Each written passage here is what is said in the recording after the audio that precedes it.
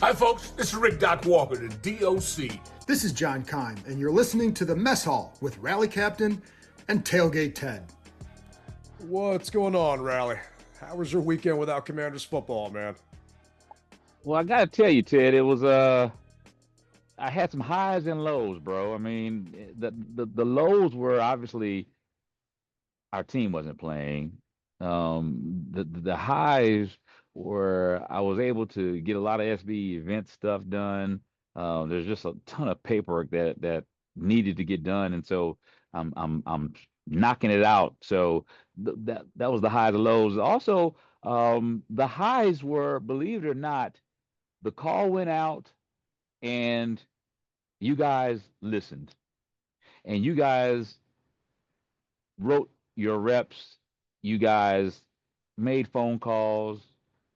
You did basically what good friends would do for the importance of the road rallies. And I got to tell you, people listened. Things will be, I want to thank you from the bottom of my heart. I really do for doing the things that you guys did because people listened. And I think some things may be coming down the pipe here in the future. I'm not for sure, but just stay tuned and keep your ear to the ground because you will hear it first from the DMV Mess Hall if something does break. But without you guys, it would not have been shed to the light where we are right now. So I want to thank you. Amen, man. Yeah, we got a ton of feedback, and I'm still salty from last week's pod that did not air, right? Yeah. And the tech support issues and this and that, and it was kind of frustrating. But the outpouring of love you all showed from just the feedback we got from the announcement of the fact that there wasn't going to be a road rally in Green Bay, right? And the reasons why, and your heartfelt message of why you were stopping that. And I mean, we were talking about it before we hit record, and we're making sure it's recording this time because it was last time, but that's a whole other story. But the fact that people had sent screenshots of them texting their ticket reps and emails that they had sent to the organization. And I had companies reaching out to me to get a hold of you saying, let us do this, right? I think it was Breaking Tea, the t-shirt company. I get all my Commanders t-shirts from them. I mean, they reached out, said, hey, get us in touch with Steven. Let's see if we can work something together. So that reel got seen, I don't even know, just countless of times. And basically because you guys kept sharing it and making sure the word got spread. And we really appreciate that, man. I mean, it's grassroots, things like that is what it takes to get stuff done. And definitely not going to speak out of turn. I just know that you and people are trying to see what can happen next. And I'm waiting because selfishly, I am going on an SB Events trip, right? I booked my trip through SB Events with a rally. Yes. I'm going to be going to Kansas City. I was bummed I did not make the Green Bay trip because I've always wanted to go to Lambeau. But cheese curds or delicious barbecue? I'm going with the barbecue. Every So, time, brother. amen, Al- man. And I al- can't wait. I'm hoping there'll be something going on in KC the night before. I hope so too, man. I really do. I gotta tell you, when it comes down to fan bases, Green Bay, they're top notch. I mean, compared to places where I've been, uh, their fans are saying please and thank you and things of that nature. Did you have a good time? Just generally asking about my time. Now, I heard that there were some people that had some type of skirmishes. I don't know how true it was, but I was like, well, where did it happen and who started it? Because no one that I talked to had anything negative to say. Even after they beat us, they didn't have anything negative to say, which is the way it should be. Um, so uh, my hat goes off to the fan base of Green Bay. They really know how to show a fan a good time. And a lot of you guys saw the picture between myself and the Green Bay Grinch. It was just a little, banter. Like if you remember Crazy Ray and Chief Z, not that I'm trying to say I'm Chief Z, but if you remember the banter that they had back and forth, that's what we were trying to do. Have our own little memory, if your moment, if you will, and it was very positive. A lot of people they liked it, and then of course some people tried to clown me, whatever have you. But I don't worry about that. But it was a good experience, and it just so happened that a photographer was right there capturing us play around with each other, and it was a good thing, man. I had a good time. I was actually going to ask you, I mean, how was the trip, all things considered? And can you please stop going to Green Bay because you haven't won there? And No, I obviously, haven't. we haven't won there as a team. I think since Jay Schrader was Yeah, quarterback, like 1986 or yeah. some ungodly thing like that. But I mean, how was Green Bay? It was nice. It really was nice. As I said, the people treated us nice. Did you get the Um, tailgate?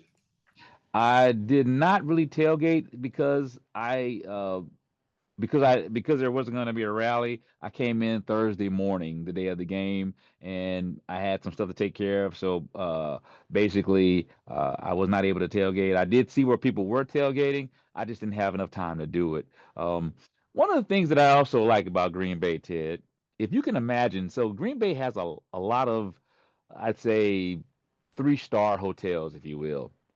Well, these hotels have bus stops in front of them, free bus stops, because they know people are staying at the hotel and they need a way to get to the venue.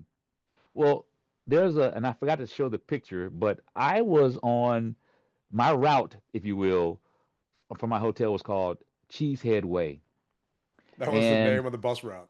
that was the name of the That's bus route. awesome. And so it was basically 50 yards from the hotel door. You walk out, you stand up by the bus stop, and there's a schedule. The bus basically runs every half hour. People, you get on, it's free. There's like six to seven different stops, and it was excellent. And I think that if there's a way that our team could have something like that, man, it would help cut down as far as the traffic is concerned, because we were in and out of the stadium within 45 minutes, I want to say. Damn. It sounds like you ever stay at like a Disney property if you ever go to like a park? Mm-hmm. They got those Will the shuttle shuttles come up. pick you up? Yeah, Yeah. exactly. I mean, I remember we try and stay at the Disney properties down by Disney Springs because you get into the park earlier than people that are staying outside of it. Mm-hmm. So it's an extra nice bonus. It sounds like you kind of got that. Maybe at a, RFK 2.0, just because not a lot of hotels around Northwest now that are, I mean, there's a couple that I think the ones I can think of are like on walking distance on Arena Drive. But Mm-hmm. maybe at new RFK, they could almost do something like that to kind of shuttle you there. Speaking of which, it's Monday. We're recording this. The second vote for the DC City Council is set to happen on Wednesday. So I'm going to be down at City Hall on Wednesday with the team, and we'll see how this thing goes. I know I've kind of been, I don't want to say called off, but I've kind of called off the dogs on the council members because of everything going on in the city with the national emergency and the National Guard in town and this and that. There's some things that are a lot bigger than football, but that second vote is set to happen. So hopefully by the Yeah. time we record our second show this week, we'll have some good news and we get to talk about, the new home of our Commanders and where that's going to be. But that's kind of cool, man. I had no idea that they had that just kind of bus picking you up and taking you around because, I mean, you've been to every stadium but Pittsburgh now. Does any other place have something like that? Chicago has it where you park your car and then the bus will bring you in from the lot where you parked your car and drop you off near a tunnel, if you will, to get to Chicago. I'm trying to think, is any? No, that's the only place that. Well, we used to have that back in the day when We had North. the Metro buses that would drop you off. Well, yes, but it was a service that Schneider provided in the beginning, that they would shuttle you from the metro up to the stadium and drop you off. It was a constant Yeah. shuttle that would run you. They stopped that, obviously, uh, but so that's the closest we did have it.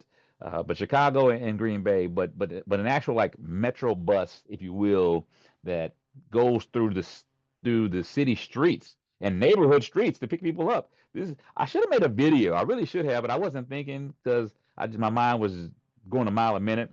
But if I'd been thinking, I should have vlogged it to where people would actually see you're picking people up in neighborhoods with houses. So if somebody happened to live on that street, they could get out of their house and walk to that little bus stop and be picked up to the stadium.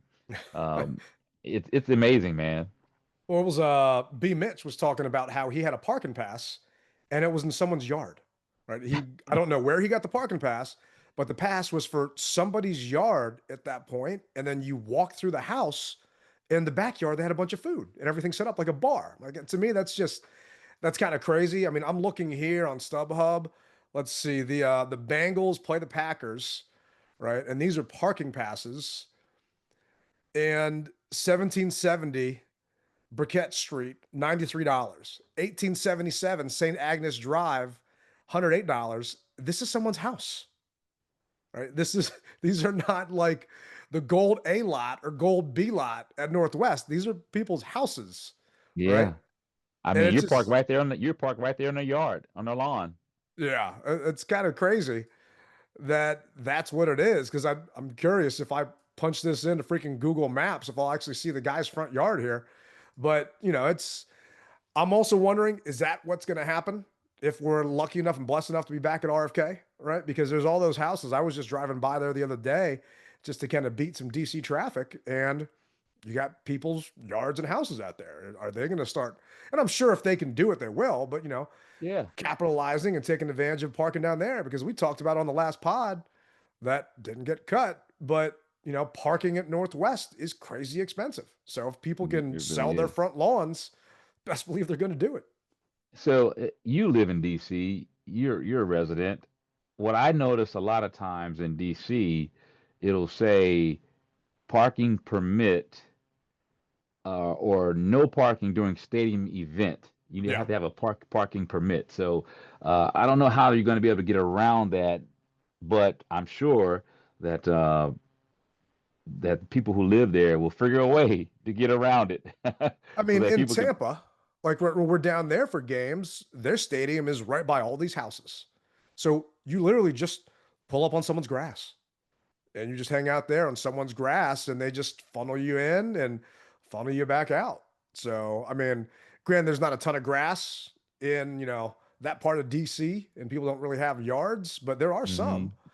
So I remember having to help, pack up Chief Z's house, and he lived down by RFK, and it was full. So I just parked on the grass out in front of Chief's house and helped pack stuff up. So it's just, but R.I.P. Chief. yeah, I was hoping we were going to play Miami in Miami, because for those that don't know, that's where Chief is laid to rest. Sort of Mhm. love to have gone out there and, just paid Uh, respects. he's in Jacksonville. Jacksonville. No, I think I'm thinking about Sean. That's what You it talking about was. Sean? Yeah, Yeah. down there in Miami. Yeah. So it would have been just nice to be down there. But hey, Madrid is a not too bad. And the way the Dolphins are looking right now, considering they just lost to the Pats this past weekend, so could be maybe a more of a lock of a game for us, because Tua don't look good. But once again, it's a ways from now. But I hate to relive the Packers game, but what were you thinking when you were there? I gotta tell you, what went through my mind is why haven't we gone on fourth down like we did last year? What are they not telling us? Who is hurt or who isn't playing up to the potential? Because last year, if it was fourth and two, we were going for it. Fourth and three, going for it. This last week, we played scared ball, and I don't understand why. Obviously, I'm a fan. I don't know, but they must have known something more than what they let on. And then our kicker isn't the guy from Dallas. No, We it went, you went, kills me we that that went guy's that good.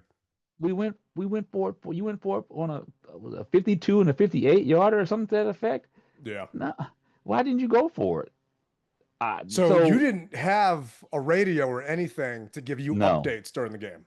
I no. should have just texted you to let you know what was going on, because you had no idea that John Bates got hurt and Noah Brown got hurt. Because I'm sure, did they actually post it in Lambeau on the Jumbotron when our guys got No, hurt, or no? Yeah. No, you just said a commander's quiet, medical staff at work, and then you had to try to figure out, well, who is it? What's going on? So yeah, I keep saying that I need to do what you do and bring a radio or play the app through my phone and listen to some headphones or something like that. But so yeah, I didn't know.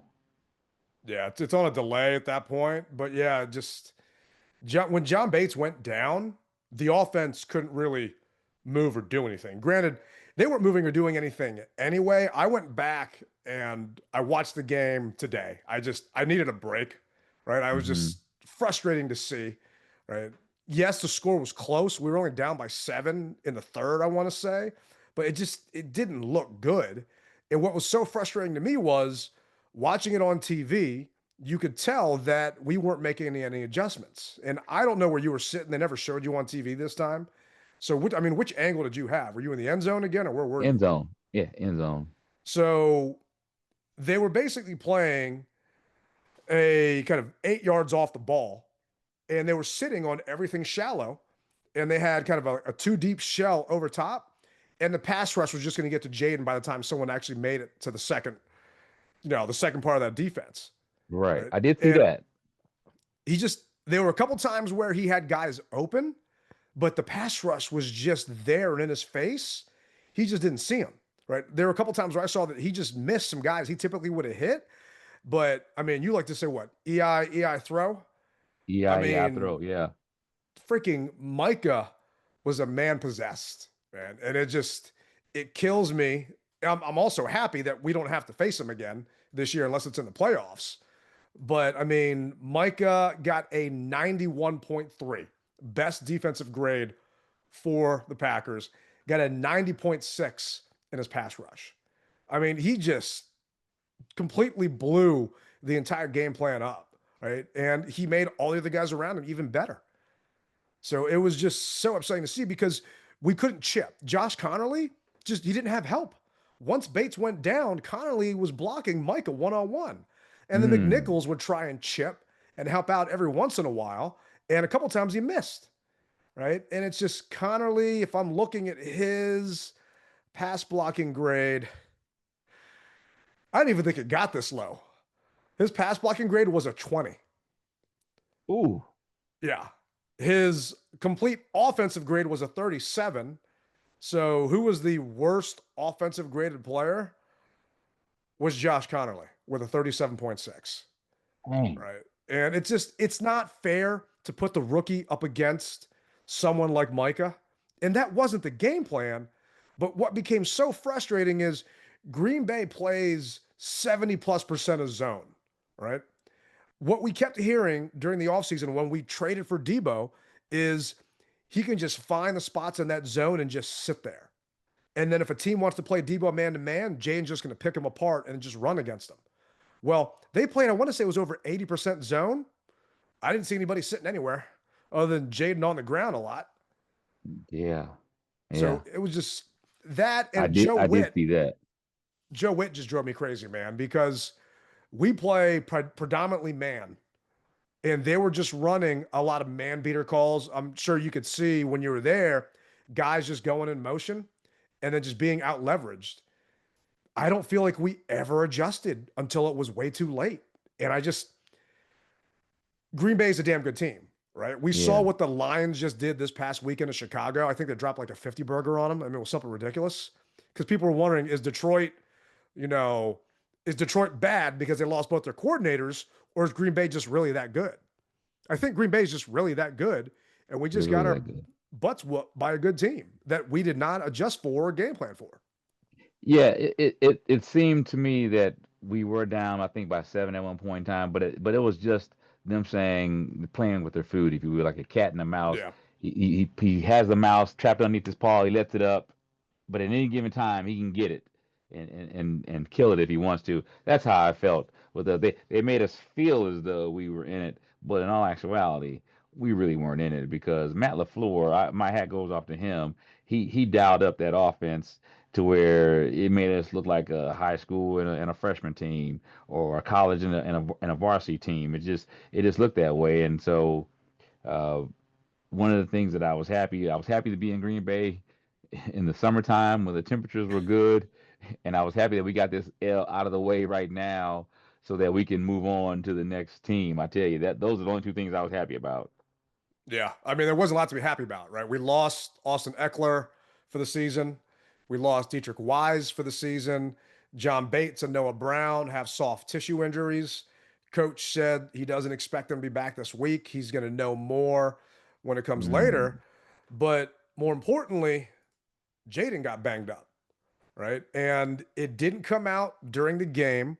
Grant Paulson actually talked about it on his show, Grant and Danny on 1067 on Friday, that he heard that Jayden had to get an MRI and that his knee was swollen, right? And nothing, because coach didn't have to do a press conference until today, right. right? So nothing came out over the weekend.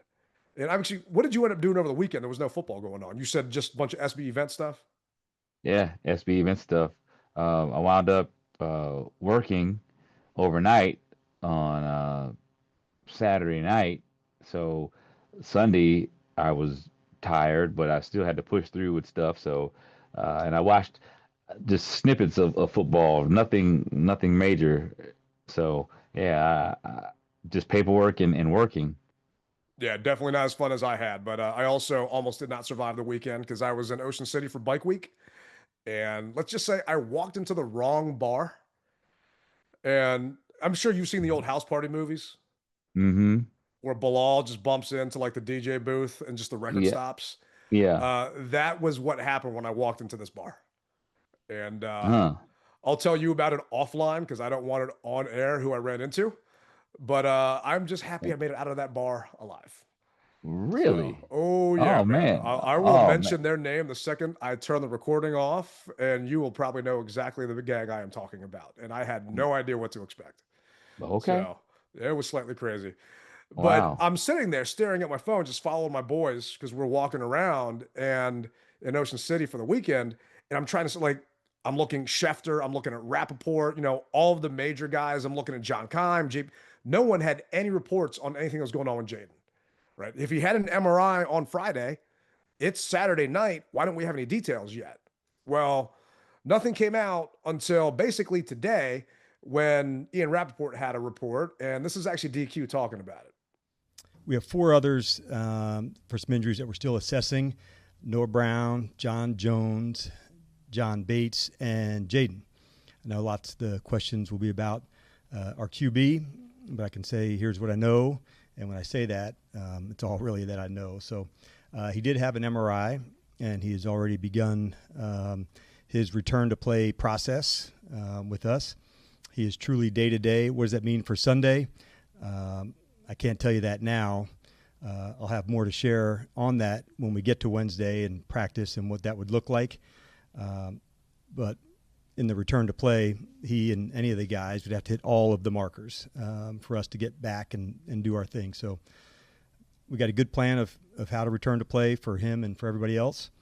And I'll give you more insights just as soon as I have them. So I want to make sure I gave you all that I had, that he's day to day as we're sitting today.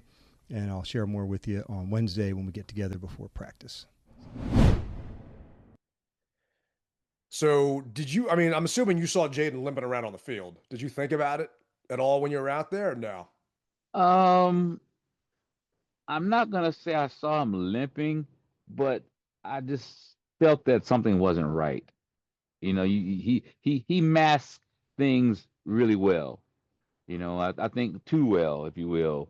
So maybe on TV when you have obviously HD to the 100th power, you can see things more, but live you really can't see it. So he must have masked it really well. Um, but you just felt that something wasn't right, and uh,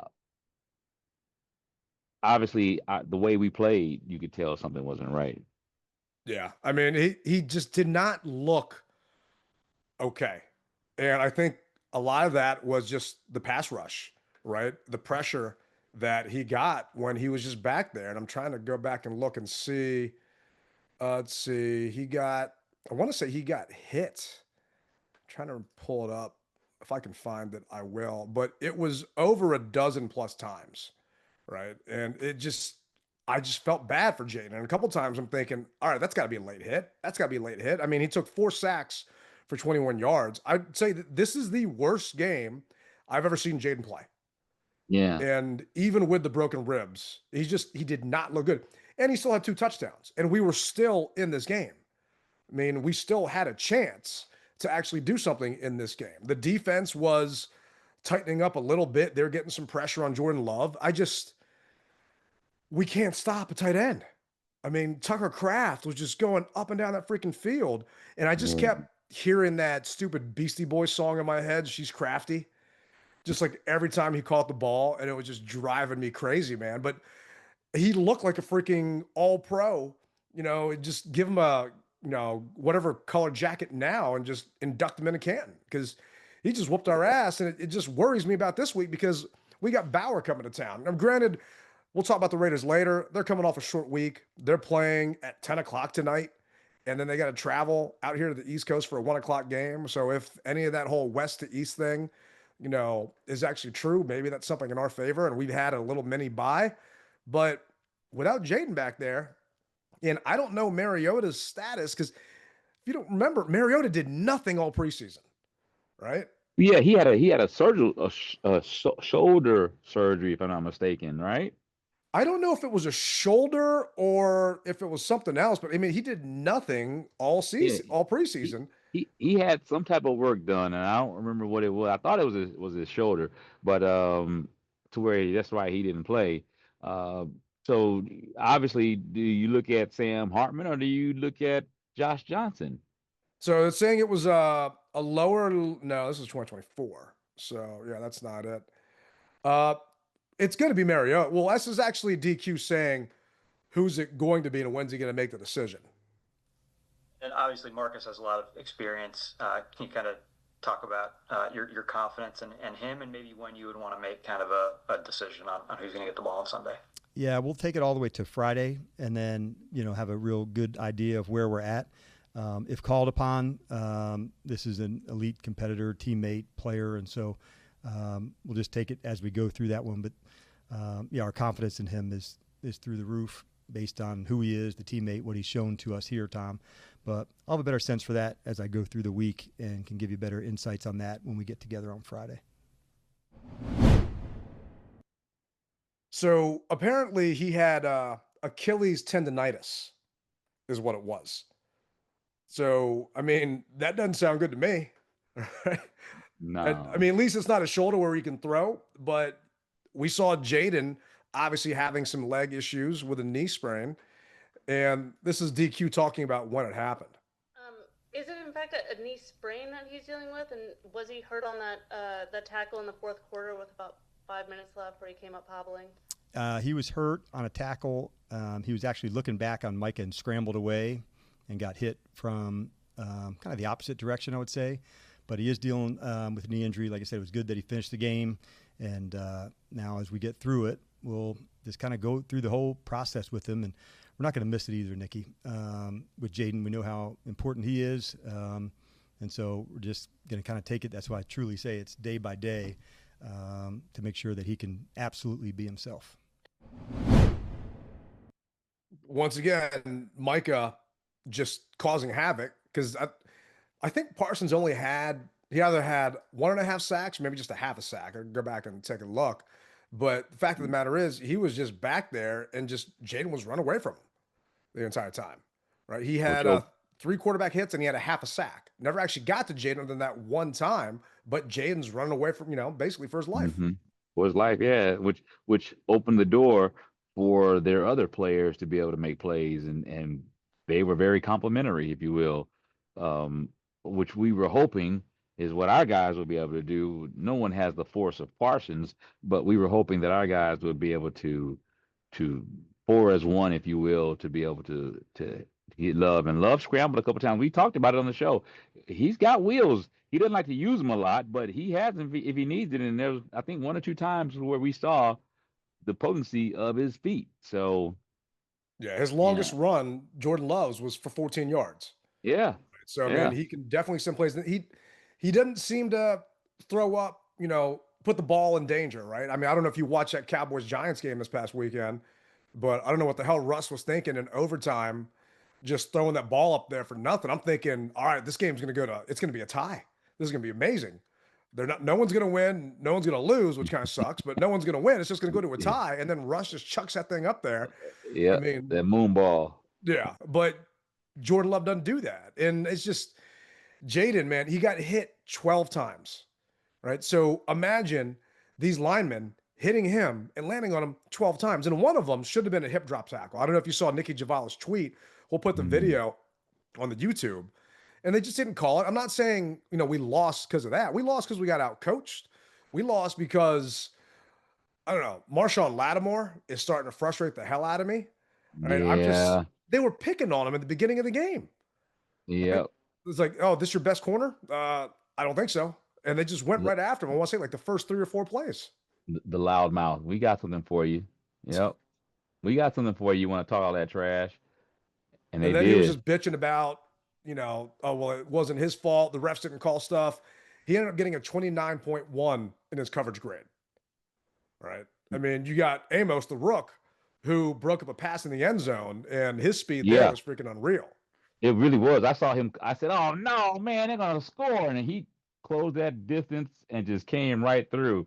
I sent you a picture of the bus stop. If you get it, I don't know if you can get it or not, but yeah, he closed the distance, and not that he's Sean Taylor, but what he did reminded me of Sean Taylor. How Sean Taylor could close the distance on a ball being in the air and swipe the guy out of the air like that. But I think that if Jordan was a couple seconds early, it may have been a touchdown. But hey, ifs and buts, whatever have you, it doesn't matter. It didn't happen. So a good play for Amos. Oh yeah, I mean, Amos impressed the hell out of me. Right, it was good to see him doing that, especially as a rook. It kind of reminded me of Mikey when he was a rook, last year doing that. It's just Lattimore. I mean, second lowest defensive grade in coverage, right? And it's frustrating because we traded for him. And right now, what's the excuse? Because the excuse last year was he's hurt. He's banged up. Yeah. I'm not hearing those excuses now. So I haven't been able to go back and watch the game as of yet. How handsy was he? Or do you think they were picking on him? I just think he has the reputation. So now that you got that reputation, anytime you do something, they're just going to throw that flag. Okay. Right. And there were a couple times he definitely did get handsy.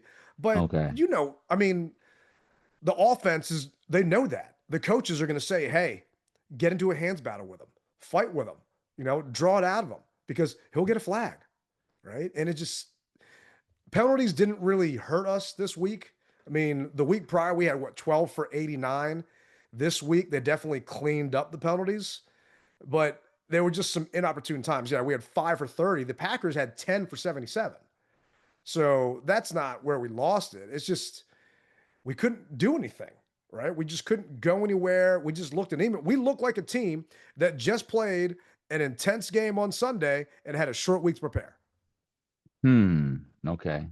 The Packers had the exact same situation, other than they didn't have to travel, but we just looked like we weren't ready. And so do you think that it's because of the age of our team? You know what? I don't know if it's because of the age of the team. I find that a little hard to believe because just looking at the PFF grades, Bobby Wagner, who was up there, right, had, according to PFF, the best defensive grade, right, an 81.6, right? If I go to the offense and I look at Zach Ertz had a good game, right?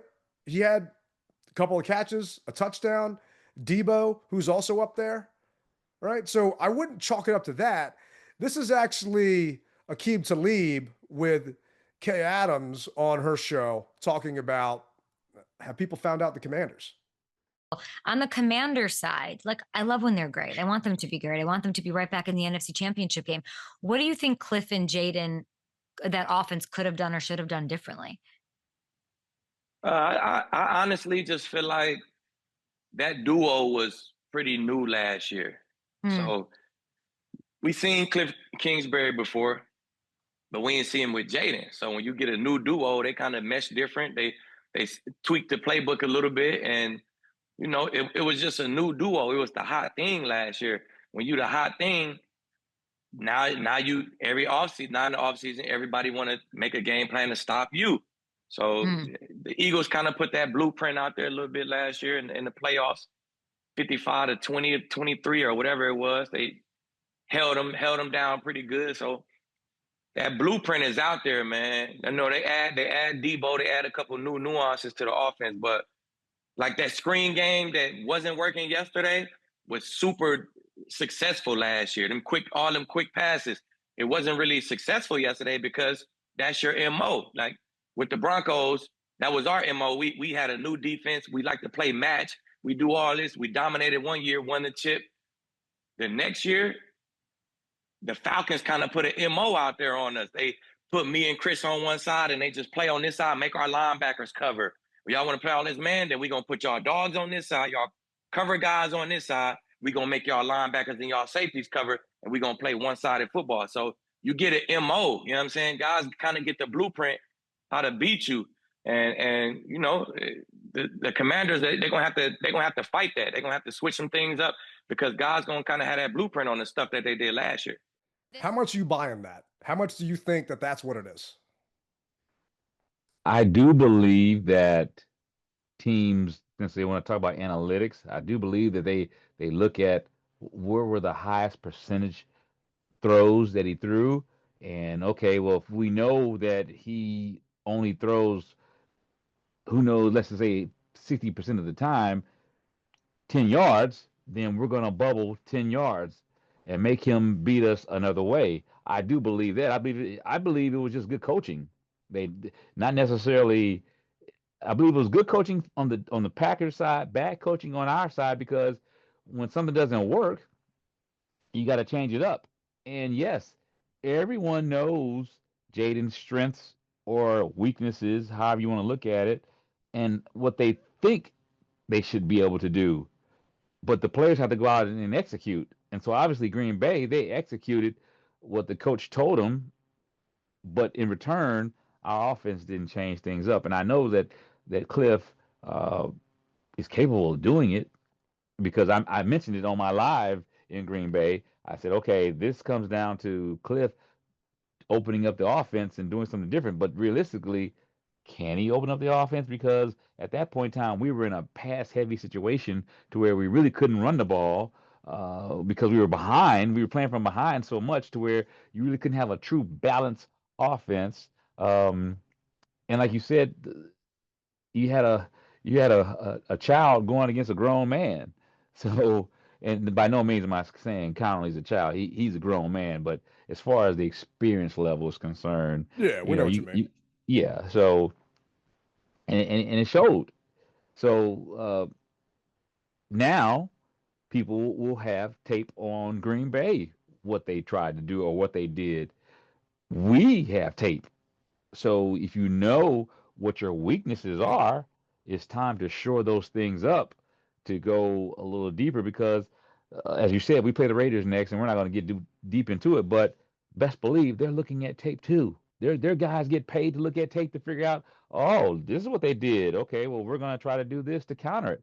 What are we going to do? I don't care about the Raiders. What are we going to do to counter to be on top at the end when the clock strikes zero? That's what I care about. So do you think it's the tape and the analytics or no Terry holding out all preseason, being there for 1 week before training camp is over, the offense running one series all preseason, the first team offense, and Jayden not even throwing a pass and not having the joint practice against the Ravens. So just not really getting any work. Well, when you make this pot of gumbo, you throw in all of that to make it taste good. And unfortunately, they made it taste good against us. They were chomping down. It wasn't good on our end, but they threw all those pieces that you just mentioned into that pot, mixed it up, and had an outstanding game. So what are we going to do to counter that gumbo? Are we going to just add some biscuits to it and make them better? Or are we going to turn skunk and turn it against them to where it tastes bad? You know, all those things you mentioned were great things that they did. And so we have to figure out a way to get out of that. And if it's 8 yards and out, then like I said, you got to go maybe 15 and out or something. You got to do something different. I I don't get paid to figure it out, but these millionaires do. So let's make it happen. And yes, we are injured, we're banged up, but football still needs to be played. So figure out who's the second man, best man up that you have, and let's get this thing going and make it happen. Yeah, I'm looking at the passing breakdown for Jayden.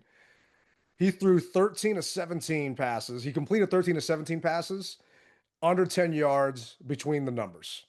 Under 10 Right. yards. Under 10 See? yards between the Yep. numbers.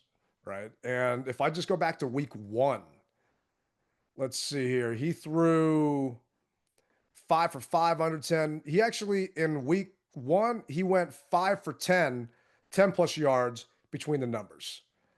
So, if let's just go back to last year's divisional playoff round against the Lions, right? And we just check to see what Jayden did. 14 for 16. No, that's Jared Goff. Let's go to Jayden. Jayden was a majority of his throws were 5 for 7, under 10 yards between the numbers, See? right? And is Analytics. that, yeah. Let's go to the wild card game between Jayden. 5 for 10, under 10 yards between the numbers. I'm not liking this pattern right now I'm seeing. So what does that tell you? If I'm a defensive coordinator, they're gonna make it seem as though one of two things. Hey, this kid either can't. We know he can throw the long ball. We know he can do it, but consistently, Cliff's offense is. They're saying Cliff's offense is only going to let him be great for 5 to 10 yards. And they Shut that sat down. right at the 8-yard mark, right? Yeah, 8 yards off the shut. line is where they sat. And that's what I'm saying. Shut that down. Make him work for everything, and don't allow him to go to his right.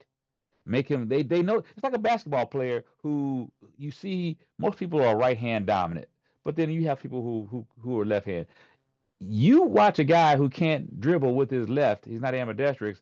They will purposely force him on his right. Make him go left. They will make him try to go that way because they know that's his weak side. So if we know this and it shows, you didn't have to touch the holy grail to figure this out. You just went to Google or whatever you did and typed in a couple things and bam, there it was in front of your face. So if it's that easy, then Cliff, I need you to make it harder. Yeah, I mean, this is just PFF, right? Best believe they got subscriptions. I'm looking at the Eagles game last year that we beat them in, 7 for 9 and 3 for 4, under 10 yards. And then you Hmm. talk about him going right, a majority of his completions were to the right-hand side of the field. Yeah. So, I mean, they've got so many people on a coaching staff that all look at this stuff and all see Hmm. this stuff. And that's what I'm talking about. We got outcoached, Yeah. right? We have tendencies in this offense. And we kept talking about how it's such a good thing that Kingsbury is here for a second year in a row because Jayden doesn't have to learn a new offense. The problem with that is people know his offense and you've got to evolve. You've got to adapt and you've got to come up with ways to throw some wrinkles in there. And having Debo now is a wrinkle, but if defenses know, hey, let's just sit at 8 yards in and see if we can get to him. Now, I get it. Not every team is going to have the pass rush that Green Bay has. The Raiders, they're not going to have a Micah on their team or other guys on their team. They're going to be able to get to Jayden like he did.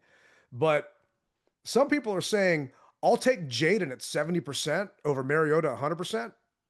No, I personally don't want that because what makes him so special is his ability to just evade Hmm. and that run threat if he needs to. And if he cannot be Jayden and he has to all of a sudden be just a thrower in that pocket that's not mobile, then I don't want to see him out there because to me, that's when he's going to get hurt even more. Agreed. Agreed. So we are all on the same page, and truthfully, it was over a decade ago, but people still have the RG3 black hat on our side, on our shoulder, man. And no, this isn't the same thing, but people, it's hard to let it go, and they don't want to see that again. So I'd rather them um, sit them, get well. There's no there's no Kirk Cousins slash RG3 controversy here. Jayden, it's your team, you know.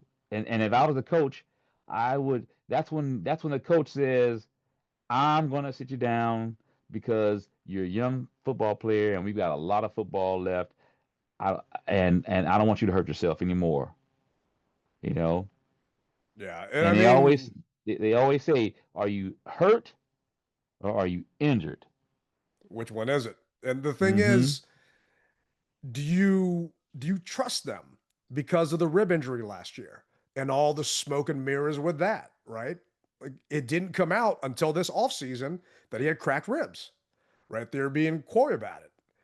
I, I And I think they knew that we were in the hunt for the playoffs, and that's why they were being coy. At this juncture, there's no hunt for anything. It's 2 games in. I'd rather lose you for 2 games and still have enough to make a push to come down the stretch versus hurt you on the third game and now you're out for the season or something stupid like that.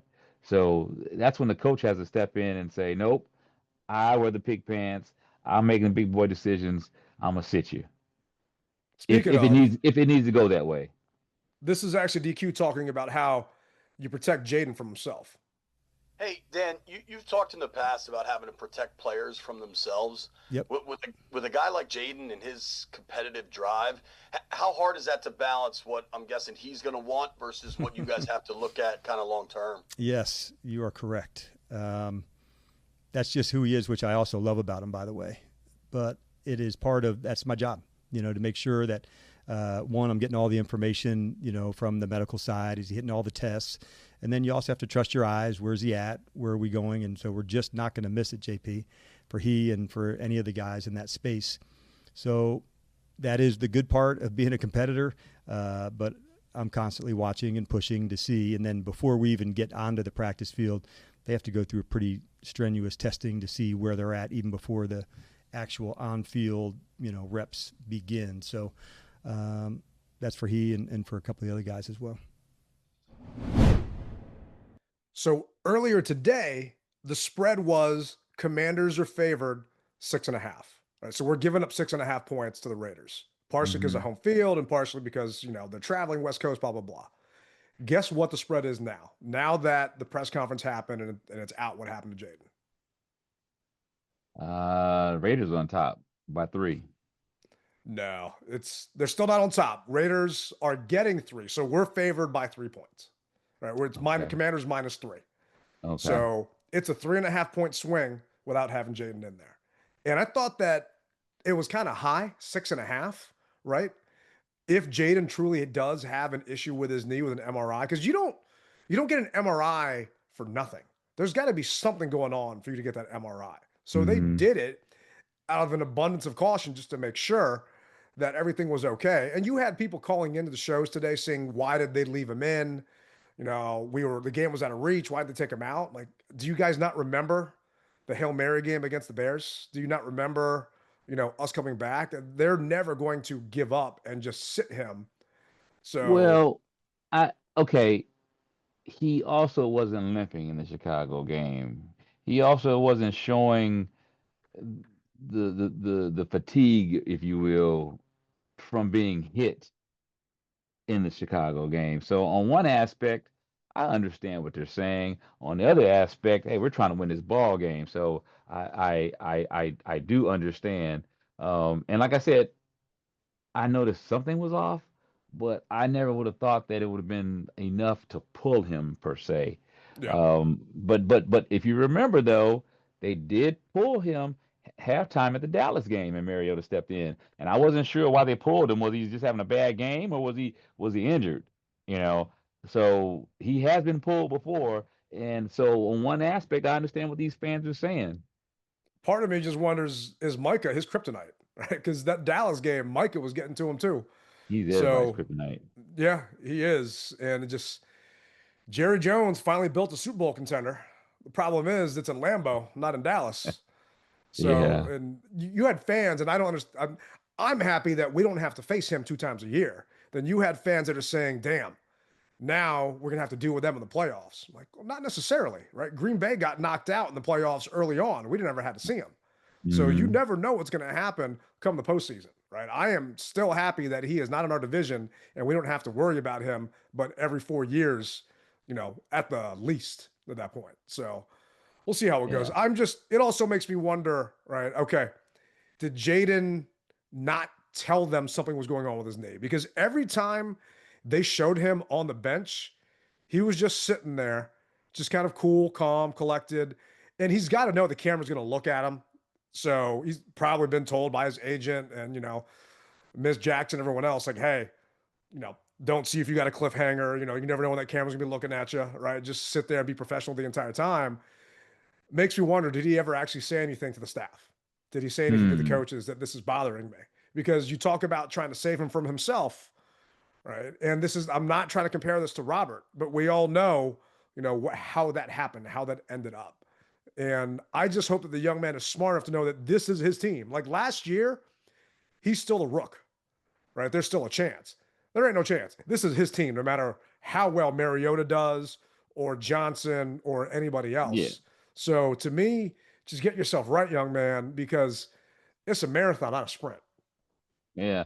And like you said, I think if we want to just go back several years, it was pressure behind Cousins taking RG's job. I mean, it just was. Yeah. There's no ifs, ands, or buts about it. And so he felt he had to push himself through because he tasted the success. RG tasted the success. He had the keys to the city. He wanted to keep that, you know. But this is not anywhere close. It's your team, Jayden. No one is on your heels. Nothing like that. So, hey, man, do what you got to do and get yourself better because ultimately it's a win-win. It's a win for you and it's a win for your fan base. Yeah. And to me, DQ isn't going to make this announcement until Friday just because he No. doesn't want to give the Raiders an advantage. You Right. need to make them prepare for both scenarios. Yeah. Right? And when you talked about that Cowboys game, Mariota came in and did well. I also think part of that is because the Cowboys game planned for Jayden the entire time. So it's very tough if you have to Yeah. switch that up. I mean, I Definitely. remember multiple times where we game planned for a Steelers game in particular. We game planned for Byron Leftwich. And not we game planned for Roethlisberger, and then Leftwich came in and freaking torched our ass. Right? It's very, very different when you're preparing for one guy. Guess what? Now they got to prepare for two. And people that don't remember, I mean, that Cowboys game, Mariota won that for us. We needed to win that game. He had a 88.1 PFF grade. Mm-hmm. I mean, I'm trying to pull up his actual stats for that game, but he is a very, very capable backup. That is why he is here. And if he does need to play, then so be it. Right. The thing for me is need Connerly to step up. Mariota can't do this on his own. Right. We're going to have Bill step up. And we'll talk about the Raiders matchup later on this week. But for those of our listeners that aren't local, we want to make sure that y'all know hopefully 5 will be on it. But if not, all right, next man up. Unfortunately, that's the NFL. You know, it really is. Injuries happen. And we're not the only team that's been bit by the bug, and so they're not laying down. They are continuing to fight because there's 15 games that are left. 15. 1-5. So we are far from out of it, and all it takes is to give the young man just a couple weeks rest, if you will, to get himself together. And modern technology, the way that it is now, with all the different uh, pills and cold hot compresses that they put on stuff, if it's not too bad, he'll be back. But just give him the time to heal. Cooler at this juncture, cooler heads prevail, and that's what it comes down to. You know, who has the coolest head, and the fan base sometimes does not. But No. I am one of these ones who does, and I'm going to trust that the investment that they have in JD, they will definitely put it put him on the shelf if need be, and not put him in harm's way. Yeah, I agree with you. And to me, I've got more concerns over now this running game Mm-hmm. because you lose Austin Eckler for the year. And I don't want to speculate, but some are saying for him at his age to come back from an Achilles, they don't see it happening. And, you know, I just pray for him and Dietrich Wise that they're okay. But, Right. you know, next rook up, is Bill going to be able to carry that weight? Right. And will he handle it? And now kind of makes you wish that you didn't trade away B-Rob, right? For the draft pick. So my question is, what's up with Rodriguez? I mean, he's going to have to be active. There's no way they're going to put him on the practice squad, or not practice squad. There's no way they're going to make him a healthy scratch. No, not this game. No, we did bring in a new guy. Let's see here. We signed a guy to the practice squad. Let me see if I can find it. Chase Edmonds to the practice squad. I don't know much about Chase Edmonds, but I do think he has some experience with Kingsbury in the past. Okay. Yeah, he was with the Cardinals back in the day. So I think that's what position? He's running back. My bad. Okay. Yeah. So they brought him in at RB, and he's on the practice squad now. So what about receiver? You know, they keep saying that obviously that teams have blanketed our receivers, and they say, well, there are not that many receivers that are out there. I find that hard to believe that there's not some receiver that can just take the top off. Now, here's the other thing. Jayden threw the ball well on some aspects, and our receivers didn't give him any justice. They didn't do him any justice. They missed the ball. So that would have moved the chains a couple times that I remember. They didn't help the brother out. Yeah, Noah definitely had a couple of drops that he should have hauled in. He had the worst receiving grade out of the bunch, right? But I honestly think a lot of it, guys weren't getting open, right? And when guys finally got open, Jayden had someone in his face. Just going back and looking at the game. And I think a decent amount of it, a decent percentage of it is rust, right? You did not have the reps that you needed against real competition. And you kept hearing about the DBs. Sorry, the DBs look good during training camp. And this is not to slight anybody else on the team, but the DBs look good because they're going against Luke McCaffrey and freaking Jalen Lane and Noah Brown. None of those guys are starters on another team. They weren't going against Terry. So you're saying that the saying goes, steel sharpens steel. You had steel and something else that wasn't being sharpened. I mean, poo sharpening poo? I don't know, man. They weren't getting the work that they needed against a true number one, or else they would have seen that maybe change this up, Marshawn, right? Maybe do this instead of this, use this kind of leverage, right? Okay. And I think that's just part of it. And we're going into week 3. So technically preseason would be done by now if they still had 4 games in preseason and guys are playing more. So I just don't see any excuses, and we need these guys to step up, but we need the coaches to also look in the mirror and understand you can make adjustments in game. And I just did not see that this past week. And Vegas now, definitely, it wouldn't surprise me if that thing swung a little bit more. The Raiders, they're not bad, man. Gino's not bad. And he's an experienced guy. He definitely is. He knows what he's doing. And we need these guys to step up because you lose Eckler for the year. You lose Dietrich Wise for the year. I mean, just going back to what Wise did in week 1 from a defense perspective, I mean, he had a ton of pressures and he definitely had a good game. I mean, it's why they brought him in here. But it's just that leadership from Eckler's perspective. You've got Chris Rodriguez, who's going to have a huge chip on his shoulder to prove something. And then you got Bill. And you talked about it, 2 shows ago. How are they picking up a pass rush? How are they picking up a blitz? Right? Those are things that are going to concern me because if you don't have a John Bates and it doesn't sound like he's going to be ready, we need to make sure that we got someone there chipping and helping out so Mariota isn't the next man down. Yeah. How did Kinlaw do? What was his stats? Going to Kinlaw. Because Kinlaw is just a huge beast of a man. Yeah, he definitely is. The guy is freaking massive. So Javon, he was 14th down the list. He had a 56.1. 56. Yeah. I Wow. mean, from a defensive line perspective, no one did well, right? From a run defense perspective, Devontae Jean-Baptiste had the best grade with a 69. I mean, Kinlaw was all the way down at the bottom. It's just, and that's why we brought him in here, right? Johnny Newton was a 53.5, right? It's just Green Bay had our number, and it was frustrating. Worst person, Deron Payne with a 34.7, right? Really? So I'm just hoping Green Bay is that good, and it's not as much a combination of us being that rusty. They're just going to be world beaters, and I am curious to see where they're going to be on the power rankings this week, because to me, it's probably Philly still number 1 and Green Bay at number 2 and maybe Detroit at number 3. I'll take Buffalo number 3 and then Detroit. Yeah. Well, I'll be curious to see how that goes, because I mean, Yeah. dropping a 50 burger this week, because Josh Allen did not do anything this weekend, right? I mean, James Cook, I think, is the one that took over that Buffalo game. But Goff, did you see him trying to do the Lambeau leap in the end zone? He couldn't do it. That was kind of They funny. needed to boost him up. He needed a Yeah. booster chair. Yeah.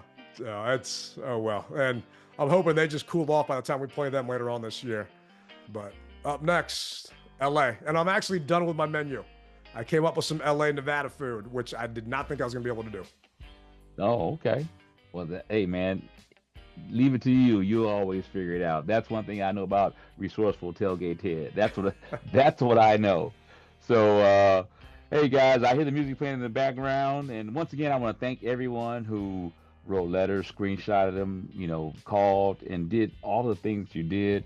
We'll see what happens. And hopefully we have some news here in the upcoming weeks and of the direction that everybody wants to go in, and just thank you again.